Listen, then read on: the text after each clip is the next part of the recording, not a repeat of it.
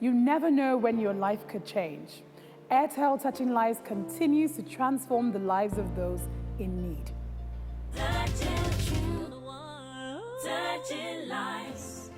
We look back at a story from season 1. Young poet Blessing Danladi and her mother Rhoda from Abuja. We report back on how Airtel support has aided this young girl's chance of a better future. And we meet Emmanuel Ochibo from Suleja in Niger State. In 2011, this father of 7 suffered a stroke and their lives changed forever. Right now, we live inside the school. When money was no more coming, I begged the school authority to help me. There is a building there. The roof leaks, and he has to repair it. I wanna touch your life. I wanna be the change. I'm gonna shine my light. I'm gonna make a difference. Touch your life. Be the change. Shine my light and make a difference. You're the one to make the world a much better place. You're the one. You're touching. You're the one touching lives. Good evening and welcome to Airtel Touching Lives. My name is Wana, and like Airtel, I'm all about making a difference and transforming lives. How certain is life? You can plan, but you never know when tragedy or an illness can strike. In season 1, we were mesmerized by 6-year-old poet Blessing Danladi. Her home life, though, was less than glamorous. Her single mother, Rhoda Danladi, was struggling to make ends meet. By selling kunu on the streets, her future was uncertain. Touching lives. As a youth organization, part of our activities is to identify and work with people, most especially people in the rural areas. And as part of our programs, we were invited to a school, Equatorial Model Academy, to attend a program. And here comes a little beautiful girl, and I was marveled. I was happy to see such a beautiful young little girl reciting poems at that age. I run from it. It runs with me. I laugh at it. It laughs with me. After the program, I walked up to her and I said, "Hey, who are you? What's your name?" And she said, "My name is Blessing Danladi." Well, after talking for a while, I got to discover that the mom is a widow. I also got to discover that the issues of paying school fees has always remained the biggest challenge for the family. Sunana Rhoda Danladi, ni ce Mama Blessing. Tun lokacin da ya mutu, mai gidana ya mutu, abubuwan ba su zo su yi min kyau ba. Kullum ne ina sayar, ina tura su makaranta. Yanzu ma babban ma ya gama ba hanya da zai je makaranta kuma ba.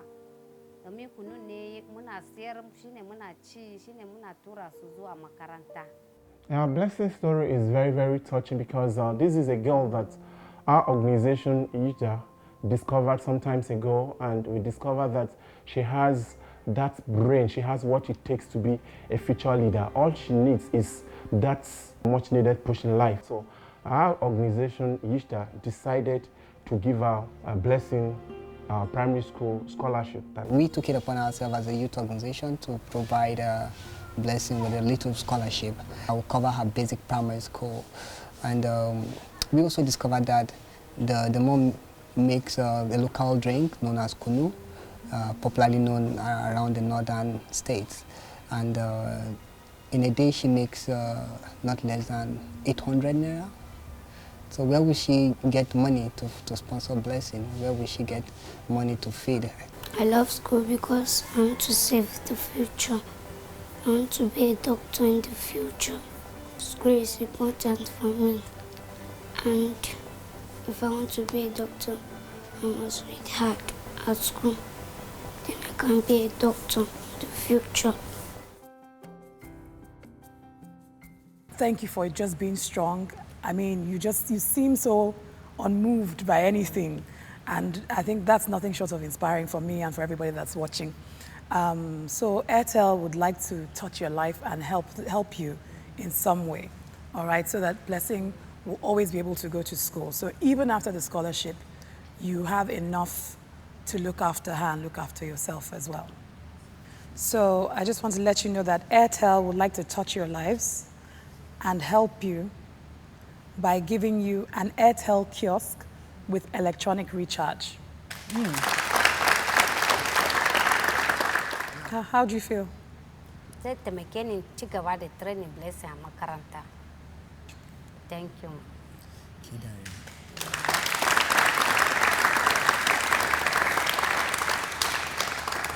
So, Blessing, how do you feel? I feel very happy. How do you think this is going to help your mom and you? I help her so that she can feed us and she can pay my school fees. I had to help my mom with the shop so that she can run a business and pay my school fees. Kamar da Airtel din suka zo sun taimako na a ta wurin su ne ya samu biyan bukata taimako Blessing a makaranta da abinci da duka sauran abubuwa da yawa. The joy is overwhelming. Looking at Blessing, honestly, you see somebody that has gone from one who is without hope to one who has hopes and now big dreams. Sun yi ma alkawali za su yi taimako na a cikin kasuwa na kuma sun bani shago kamar yadda sun fada za su bani shago sun bani kudi kuma shine na siya land shi. I would still like to be a doctor because I want to treat the patients when they are ill. There was a time that dream was looking like a figment of our imagination, but now we see it materializing day by day with Airtel touching life in the picture. Muna shiri ne kyakkyawa abu ne da za mu yi shi mu samu gidanmu mu zauna don Blessing ta samu cin gaba ta je makaranta. Airtel touching life is real. They have helped us to be able to boost our intervention in respect to Blessing and her mother. So it is no longer news, but it is a testimony for us. Airtel na ce musu na gode sosai, ina godiya sosai ma Airtel. Godiya na ya kasa wurin Airtel. I would like to say thank you to Airtel for what they have done. Touching lives. Now that Rhoda has a steady source of income, I'm certain that the future of Blessing and her siblings are secure. You can join the conversation or follow us on social media at airteltouchinglives.com.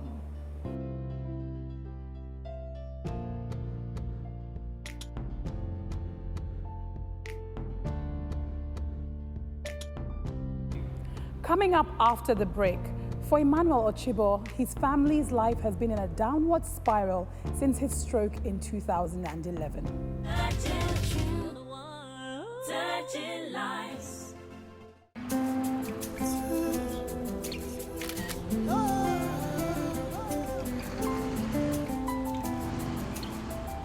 This is my second daughter. That's the one after that one. That's my granddaughter there. I have never seen my grandchildren. Mama, I would like to see your face again. What's your son's name? John Luca.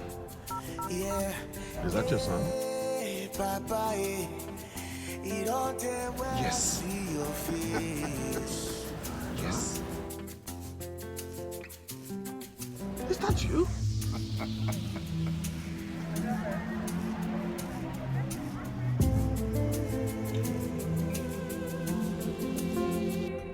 Oh, Mama, Papa, Airtel, the smartphone network. Touching lives. Welcome back to Airtel Touching Lives. A stroke occurs when the supply of blood to the brain is temporarily restricted. Now, this could lead to paralysis, speech, and memory loss, and more oftentimes than not, even death. For Emmanuel Ochibo, a stroke devastated his life and that of his families. Touching lives.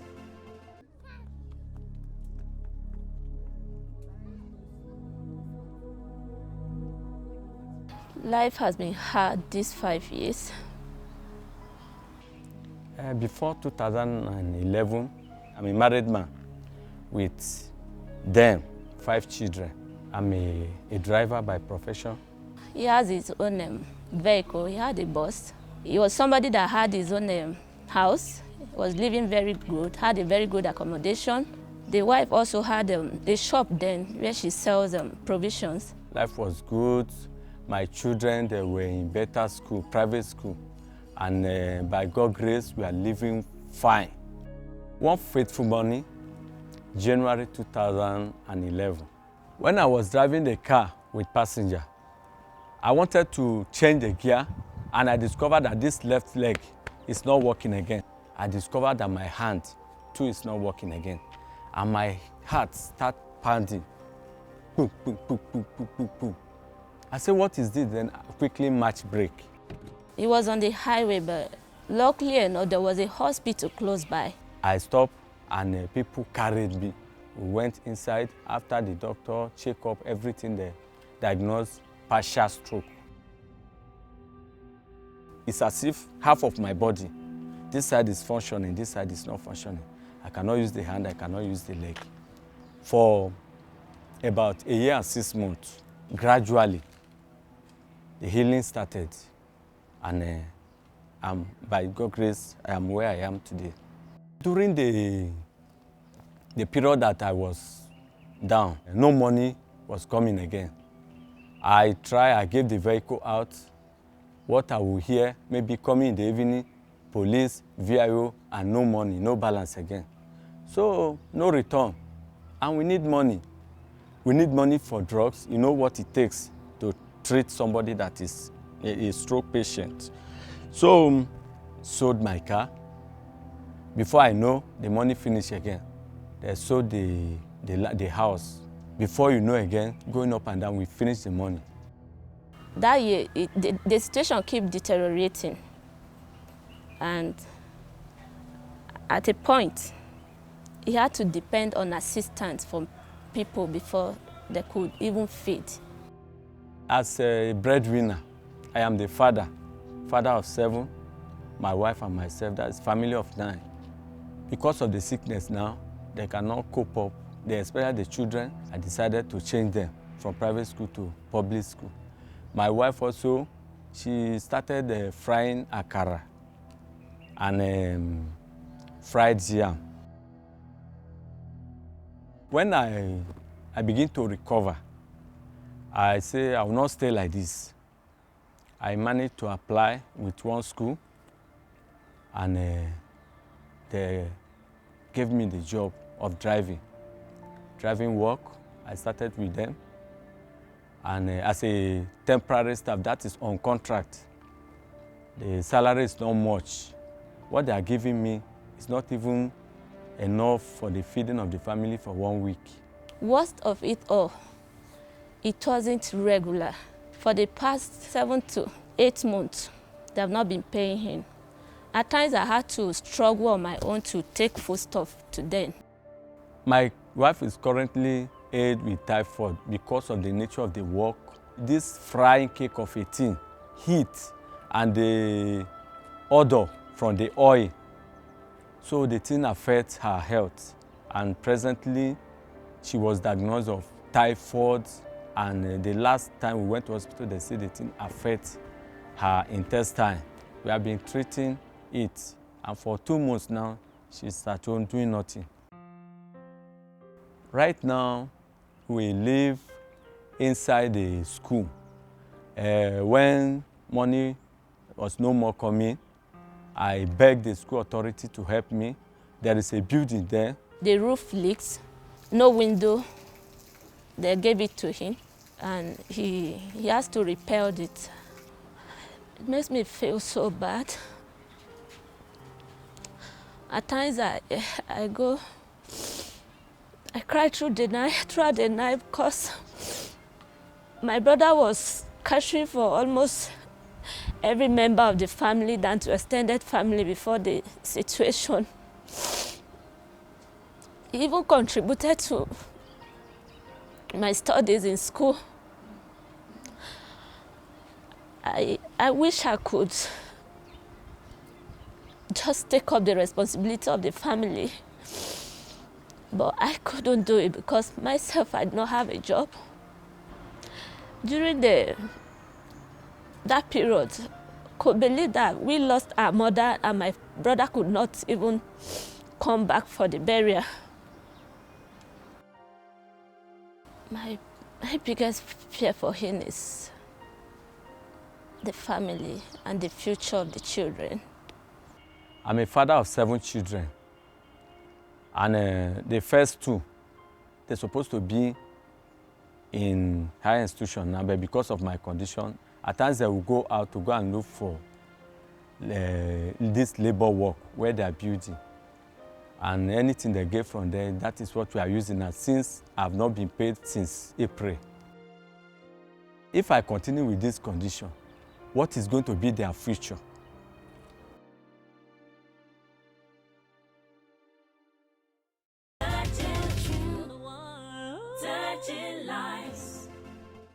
Emmanuel's situation is dire, and rightfully he is scared for the future of his family.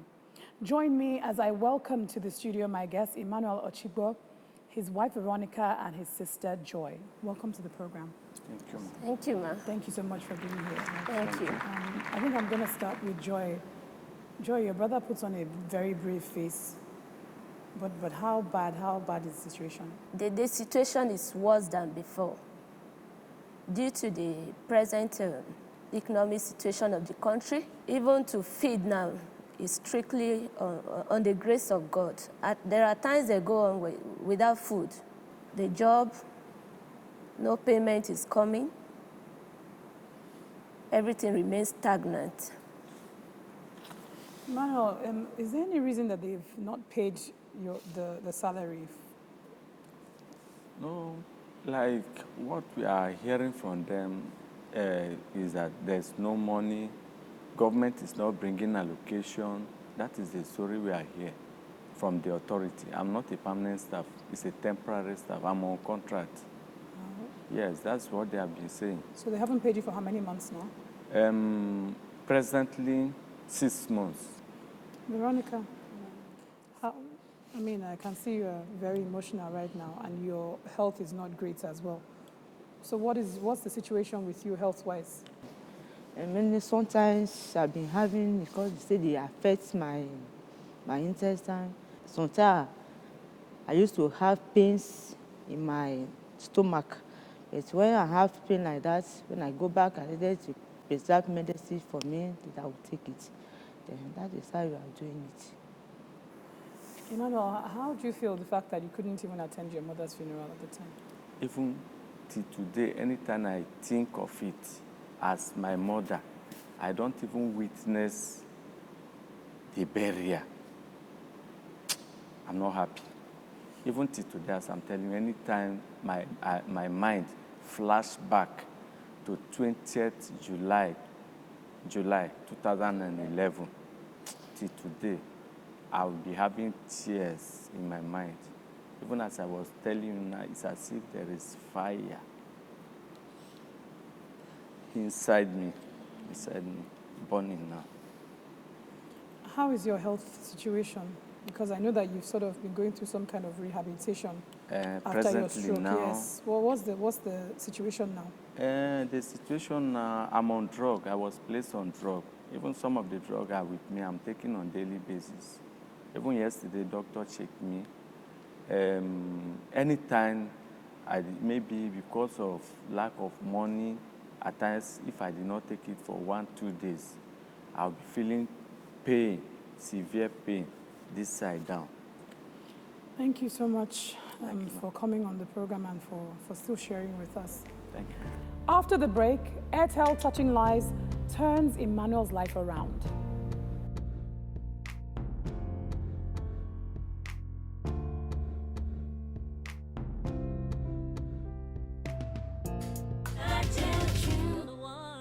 Touching lives.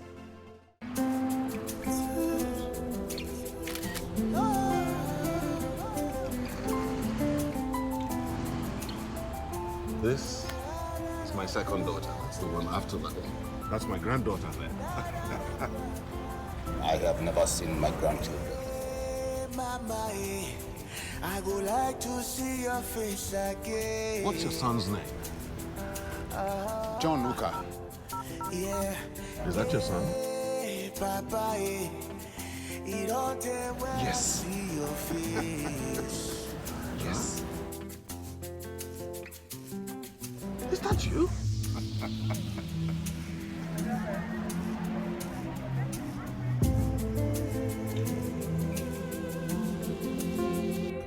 Oh, Mama,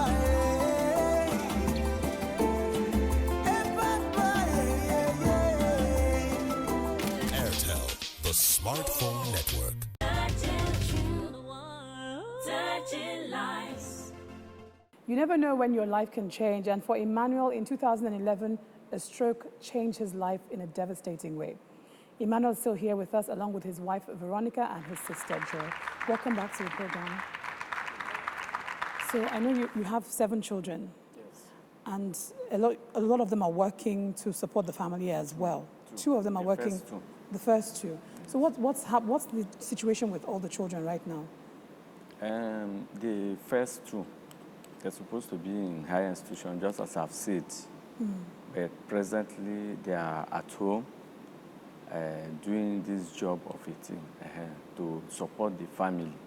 But the remaining one, like the third one, Ene, she's in government public school.